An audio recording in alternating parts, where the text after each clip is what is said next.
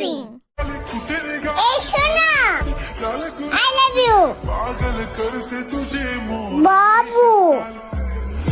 রোদ্দুরে জানালায় দাঁড়িয়ে থাকতে হবে না আর তোমায়।